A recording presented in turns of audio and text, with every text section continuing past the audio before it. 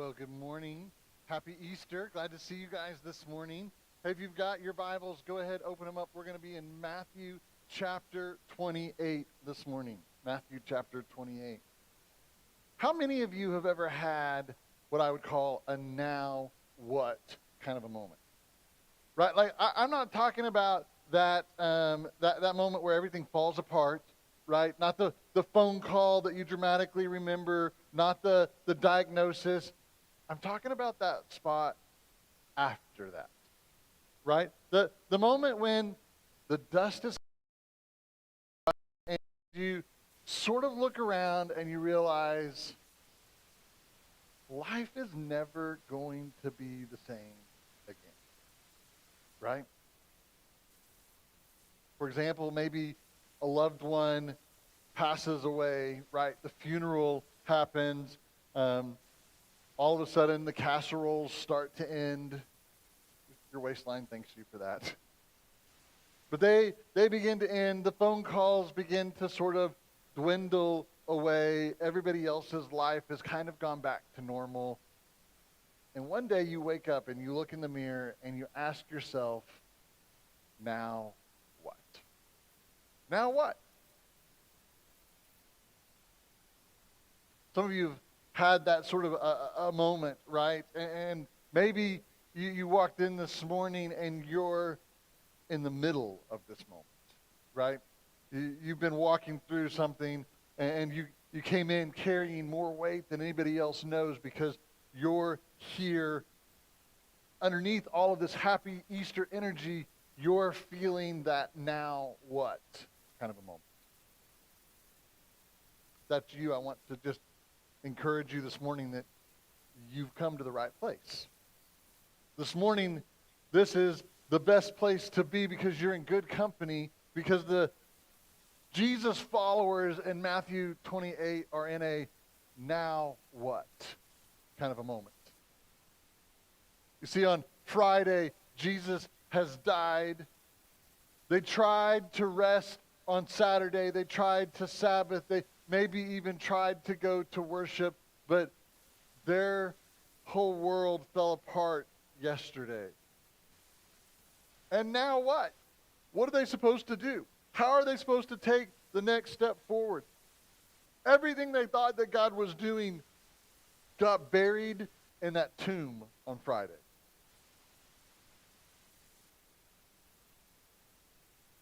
And here's what I love about this text today, is that Jesus doesn't wait for them to have it all figured out in order to show up in their now what moment. Let's just read it together and see what happens, starting in Matthew chapter 28, verse 1. Here's what it says. It says, now after the Sabbath, toward the dawn of the first day of the week, Sunday, Mary Magdalene and the other Mary went to the tomb. And behold, there was a great earthquake, and an angel of the Lord descended from heaven and came and rolled back the stone and sat on it. His appearance was like lightning, and his clothes white as snow. And for fear of him, the guards trembled and became like dead men. I think I might too. Just saying. But the angel said to the women, do not be afraid, for I know that you seek Jesus who was crucified. He is not here, for he has risen, just as he said. Come, see the place where he lay. Then go quickly and tell his disciples that he has risen from the dead. And behold, he is going before you to Galilee. And there you will see him. See, I have told you.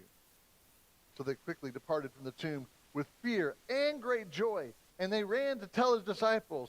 And behold, Jesus met them and said, greetings.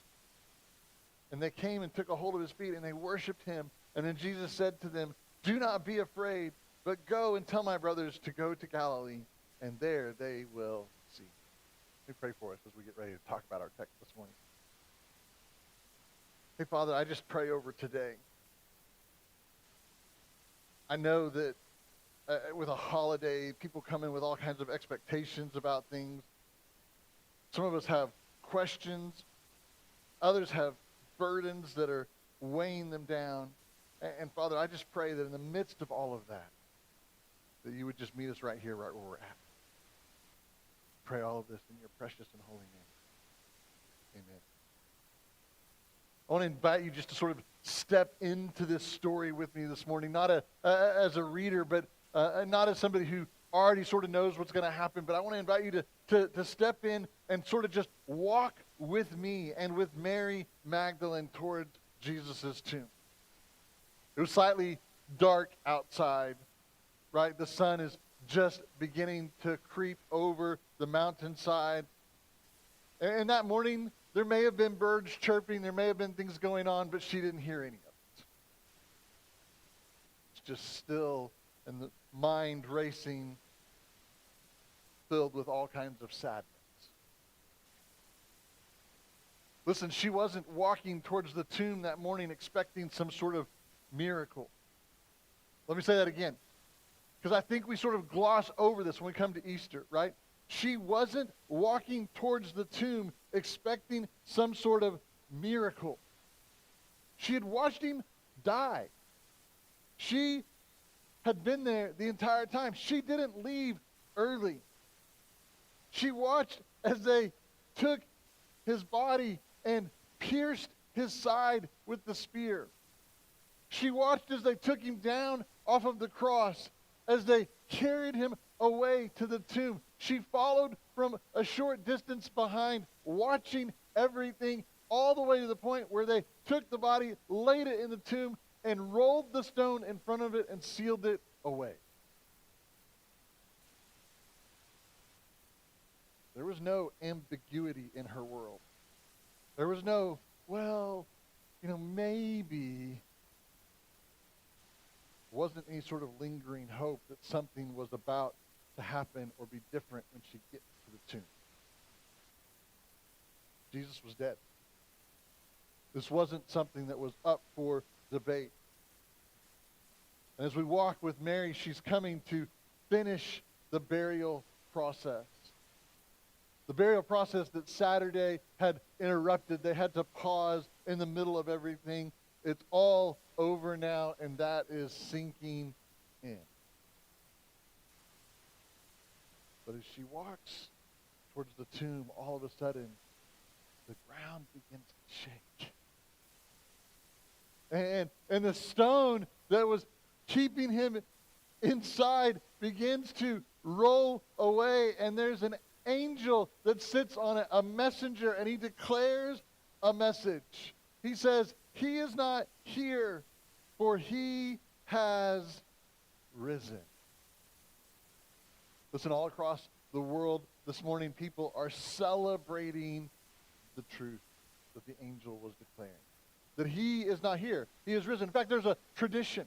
A pastor will stand in front of his people on Easter morning and he will say, "He is risen." And the people respond back with, "He is risen indeed." It's our part, our moment of participation in this story. And so I'm going to invite you to do that. I'm going to say my part and you say your part. Like a celebration, okay? All right, I'm hoping that you're ready. Here we go. He is risen. Okay, one person on the front row got this right. We can do this. All right, here we go. He is risen. Yes. But listen, the women weren't ready for that yet. They weren't ready to say that yet. They were still in this now what sort of a moment. But listen, Matthew doesn't leave them there. He doesn't leave us there, because here's the thing about the resurrection.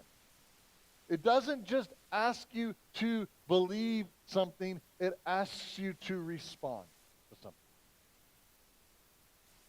And I think Matthew in our text this morning shows us 4 responses, 4 movements, if you will, simple words with huge implications. Come, see, go, tell. Because the truth of the tomb, right? The tomb, it was never meant to leave you with information. It was meant to move you. It was meant to move you from information to an invitation. It was meant to move you from an invitation into an investigation. And from an investigation into implementation. And from implementation into impact. And that's what the angel does this morning for them. I don't think he just gives them the information, although he does. He says, listen, he says, he is not here, he is risen. But then he says to them this. He says, come, see the place where he laid. And then go quickly and tell his disciples that he is risen from the dead. That very first movement after he tells them the information is come. Not believe, not understand what it is that I've just said, as if anybody could possibly comprehend what he's just said. He doesn't say, hey, here's what I want you to do. Get all of your theology right at this moment. Nope. He just says, come. Come is an open invitation. It's not based on anything that you've figured out at this moment. It's just based on your willingness to take the next step towards the empty tomb. Now back in verse 1, we saw that Mary Magdalene and the other Mary went to the tomb. But I want you to remember that they came with all kinds of questions that were in their mind. Their hearts and their souls were troubled. They came with pain. They came with grief so heavy that it had shut down any sort of expectations of anything being better. And I think that matters more than we realize. Because somewhere along the way, most of us have picked up this idea that you have to have it all figured out before you show up. You have to have all the information. But the angel told them the information, but then he moved them to the invitation. Come. Here's the information. Now come. You don't have to know it all. You don't have to have it all figured out. Some of you are in the room right now, and this is exactly where you're at this morning. You came. You're here. Maybe you got drugged here because your spouse said this is what you have to do. Maybe you didn't know what else to do this morning, and you woke up and walked across the street and came in this morning, right? Whatever it is, maybe somebody invited you, and you showed up, and you're like, you know what? I don't even really know why I'm here. I just said I would be, so I showed up this morning. But the last time you were in church, something happened inside of you. In fact, maybe some of that baggage has been there this morning as you walked in. Maybe it was a funeral that you were at. Maybe somebody hurt you deeply in the church. Maybe some pastor said something and it totally messed with your head on stuff. I don't know what it is, but you brought all of that here. And I just want to say, I'm glad that you came this morning. You showed up. You did what you could do today by being here.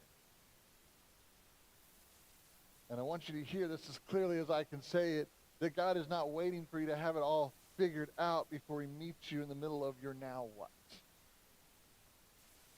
He's just inviting you to be near him. He's saying, bring your baggage, bring your tears, right? This is an invitation. It's not the conclusion. It's just the beginning. It's the start. Come see. Come get close to this. You can't get what's next unless you come. The angel doesn't give this invitation and ask for some sort of faith response. Hey, come. Now you've got to believe everything. No, he doesn't say, hey, come. Accept this all on blind faith now. He says to them, come and see. See the place where Jesus was at. He gives them an invitation to investigate what was going on.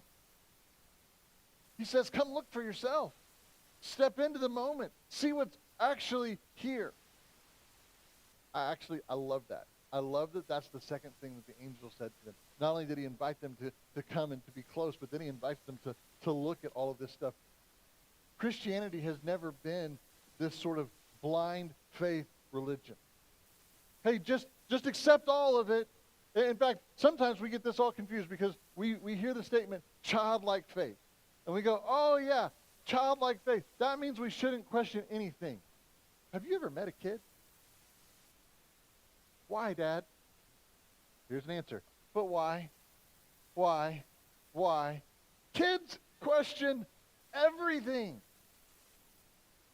And somewhere we've gotten it wrong with this idea of childlike faith that we're not supposed to question anything. And I think he's saying, no, come be a part of this. This is not something that you have just vague feelings about or some sort of abstract philosophy. Listen, this is built on a claim, a bold claim, a specific claim, a historical claim, a verifiable claim that Jesus is alive. That's big. And if that's true, if you get a chance to test if that's true or not, let's just do a thought example for just a second right here. Let's say that I had a sealed envelope in my hands, right? And if I told you that in the sealed envelope in my hands was something that was life-changing for you. Now, you could do a lot of things at this moment, right? You could begin to think about what it is that I have here. You could choose to ignore the envelope. You go, that's just pastor talk up there. There's nothing in that envelope that would be life-changing for me. You could have an opinion about it. You could say, you know what, there might be something life-changing inside of that envelope. You could even believe that there was something life-changing in the envelope. But listen, there's one way that you can know what's in the envelope. You can open it up and investigate it, right? And at that point, then you can say, oh yeah, this is life-changing. Nope, it's not life-changing. It's the only way that you're going to know whether or not my claim is truth or not.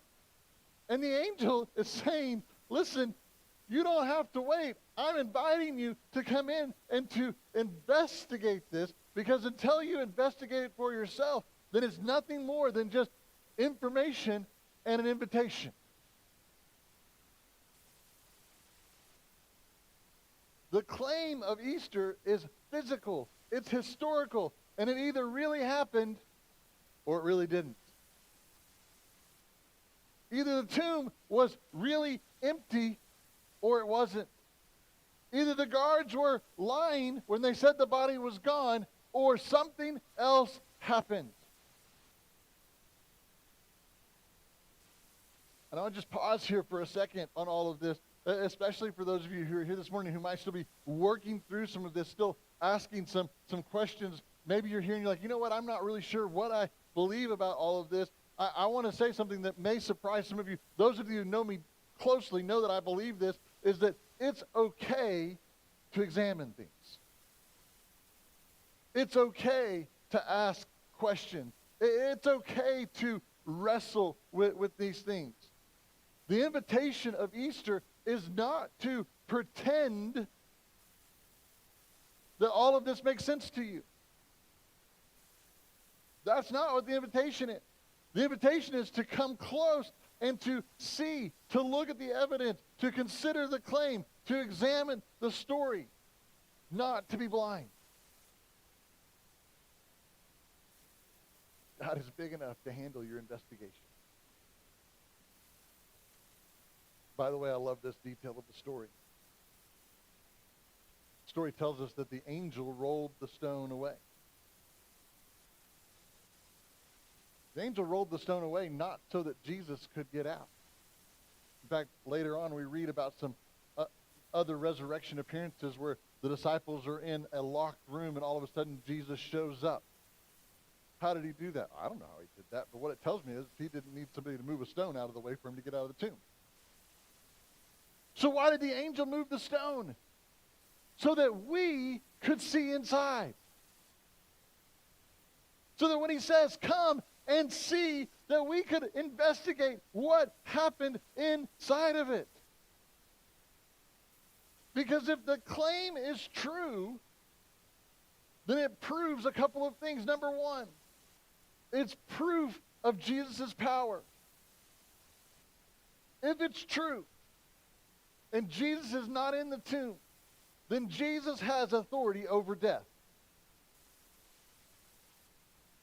Not metaphorical authority, not some sort of spiritual authority, actual, physical, historical authority over the most final thing that any of us will ever face. If the tomb is empty, then death doesn't get the last word. Jesus does. Number two, it's proof of his credibility. I love that the angel said it right here in the text. He says, he is not here, for he is risen. Why? Just as he said. Just as he said he would. See, Jesus told his disciples countless times about what was going to happen. And then it happened. And it didn't happen sort of like, it happened exactly the same way that he said it would. Which means that the empty tomb doesn't just prove his power over death. It means that he is credible. He'll do what he says he'll do. He can be trusted, right? His promises will be kept.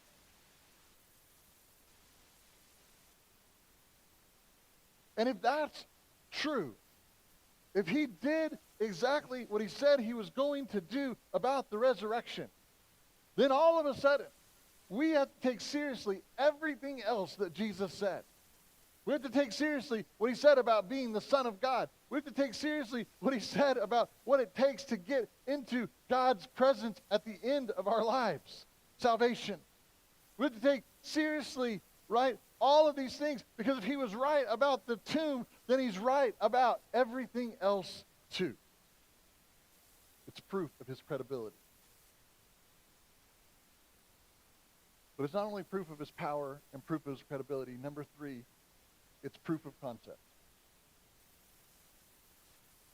Now, I'm not really sure that you can say one of these three things is more important than all the others, but this last one is certainly the most personal out of all three of them. You see, the empty tomb isn't just about where Jesus isn't. It's about where your life can become something. Because Jesus' life, Jesus' power over death shows that he has power over everything in us that feels dead. Hope that's been buried. Purpose that feels lost. Maybe a marriage that is struggling right now. A faith that's grown cold. An empty tomb says that this is not the end of your story. They came. They saw. And once they really saw, they couldn't stay where they were at. And the angel says the next movement is go. He tells them, now go quickly and tell his disciples that he is risen from the dead. Could you imagine seeing something so significant as the tomb that was empty?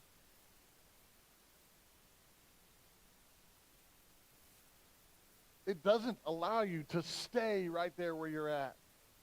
Right? Its total design is to move you, to redirect you. It asks something of you. Yes, you can come to the tomb with all of your questions, but listen, only dead people stay in tombs. People who've been made alive, they leave. They go. This is where it gets personal, because Easter is not something that we celebrate just once a year.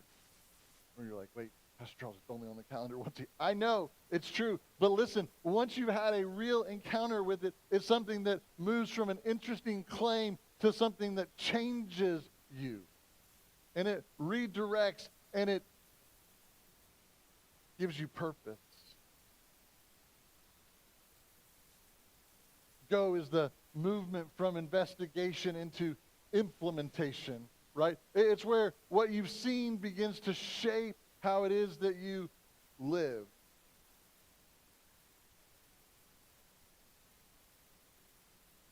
The resurrection doesn't leave room for permanent inaction. If Jesus walked out of a grave, and if there is an actual empty tomb, then it doesn't just inform our lives, it transforms us. What's interesting about a tomb is there's only one way in and one way out. In order to get out of the tomb, you have to do a 180-degree turn in order to come out. Go is where your life changes direction. Go is obedience and implementing what you now believe into actual concrete action. Listen, I don't want to make this more dramatic than it needs to be, but for most of us, go is probably where we're at this morning, but it doesn't have to be something massive. It's not some lightning bolt sort of a moment. It looks like just a real concrete step.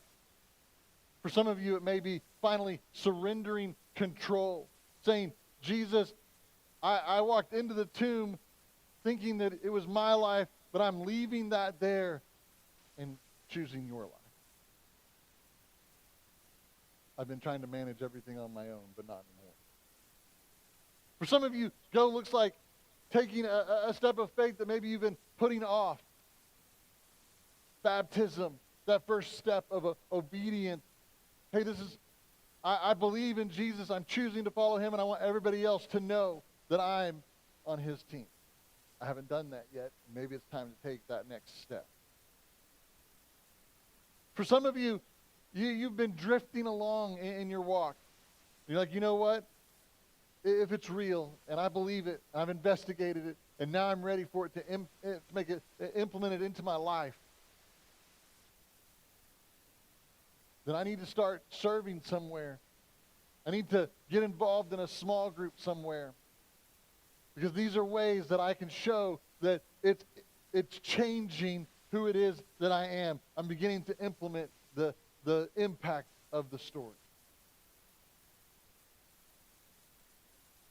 Because the resurrection doesn't just give you something to believe, it gives you a direction to walk. What I love is the text continues on. It says that they departed with fear and great joy. Both of those things held at the exact same time. Fear and joy running together down the same road from the tomb. They haven't processed everything yet. They haven't resolved every theological question. They haven't figured out how he came back to life yet. They haven't stopped trembling about everything. They just go anyways. Because obedience doesn't require full understanding. It just requires trust.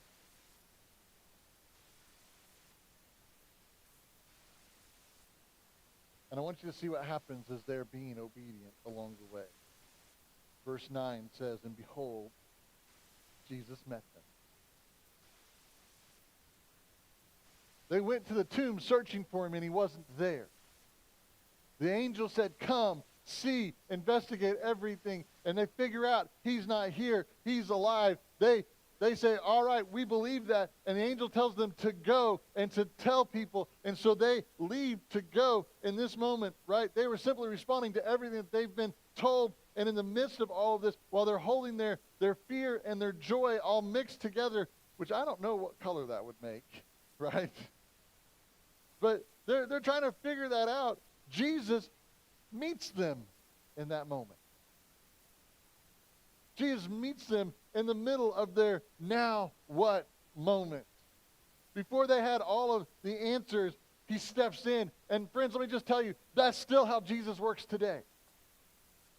In the middle of your now what moment, I don't really know what I'm doing. I don't know what everything's going to look like. Now what? That's the moment when, if I'm being obedient, if I continue to go in the direction that I've been told last to go in by God, if I'll just be obedient on those things, that's when Jesus shows up. So maybe you're here and you're like, you know what, I believe all these things, but I haven't been going because I've just been waiting for a word from Jesus. That, let me tell you, you've got that in reverse. You need to be going, and that's when Jesus shows up.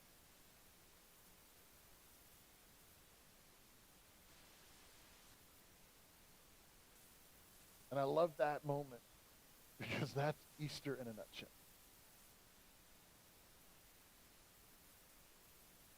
The now what question didn't disappear, but it gets answered by a person, not a plan.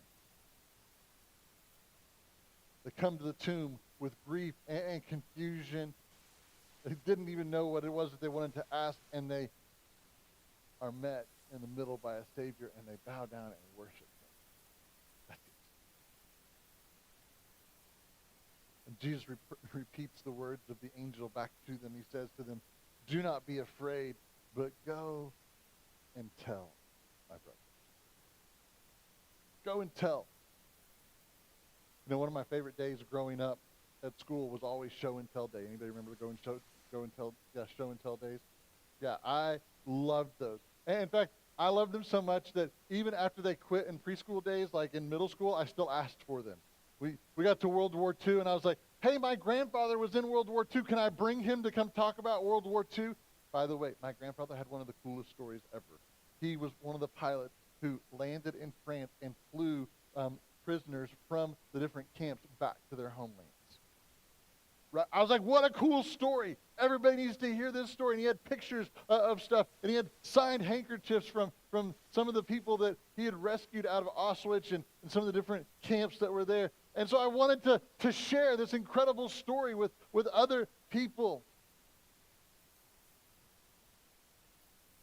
Because when you have something that's real, something that actually matters, you want other people to know about it, don't you? That's what Jesus is saying to them here. He's saying, hey, listen, go and tell. Not because you're supposed to. Not because it's some sort of religious obligation. Not because you get more points in heaven for it. But because when something this real impacts you, you talk about what matters. You share the things that have transformed you. Listen, go was all about obedience, but tell is all about witness. Go changes your direction, but tell changes your voice. And here's what I love. They didn't have to have all the right words. They didn't have to have a degree or a lifetime of Bible studies in order to do this. In fact, the centurion who was at the cross that we saw last week, he wasn't any of those things. In fact, by all standards, by all accounts, right, he was the least qualified person to ever be able to tell something. And as he stood at the foot of the cross, after everything that he'd seen, he said, truly, this was the Son of God. He was just sharing something that had an impact on him. And that was enough. Listen, you can do that. If you've had an encounter, whatever it is that made you alive, whatever your experience has been, whatever it is that Jesus has been doing in your life and changing and transforming, just talk about that. The person. Share what his plan was. You can tell the story. You can share it with anybody. You can share it with a family member, a coworker, a neighbor. Listen, they didn't leave quietly. They left with something to say, and so should we. The angel's message of Easter was pretty simple. Come and see, go and tell. Come, an invitation from God to meet you in the middle of your now what moment. See that the tomb is empty and investigate it. Press into it. See what it's proofs of his power, of his credibility, of the concept of what it means for our own life. Proof that the same resurrected life that walked out of a grave is available to every single one of us. Go what it is that we've seen influences how we live. Obedience doesn't require full understanding. It just requires our trust. It's all about implementing this into our lives. Share the thing that impacts you. Because if it's real impact, right? If it's made a change on your life, we share what it is that matters. Listen, the cross may have looked like the end, but the tomb says otherwise.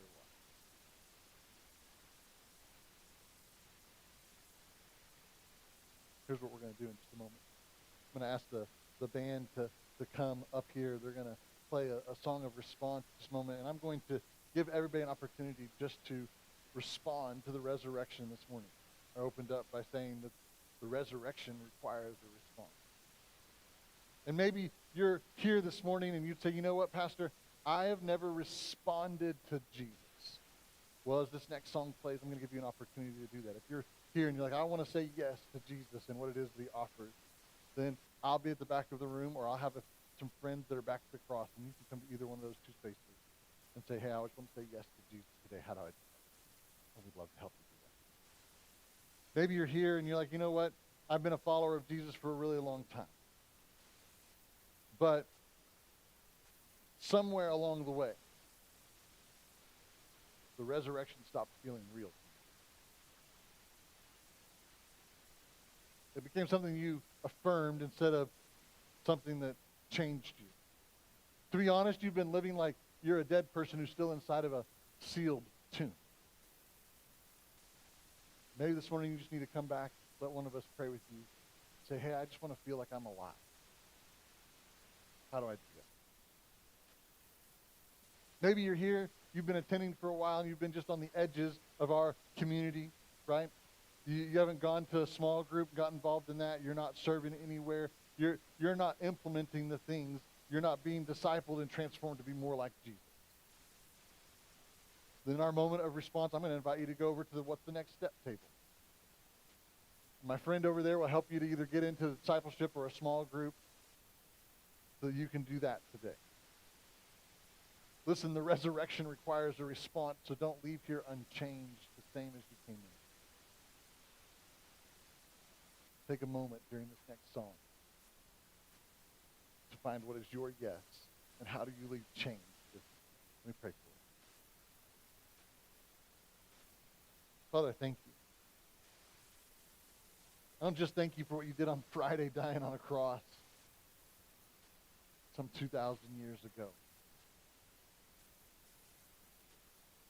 But I thank you not only for that, but for what you did 3 days later when you came out of the tomb. And for everything it means. I thank you that it's not just about something from 2,000 years ago, but it's still active and something that you're doing today, right here, right now in this room. You're still meeting people right where they're at. No matter what it is, they're now what? And saying, I'll roll a stone away for you. Just let me. So God, I pray over everybody that's in the room as they're thinking through what is it that you're asking of me today. That you would help us to not just know what happened on Easter, but to thank you for letting us walk away and be changed. In your name. Amen. I'm going to invite you to stand with me as we sing this song together.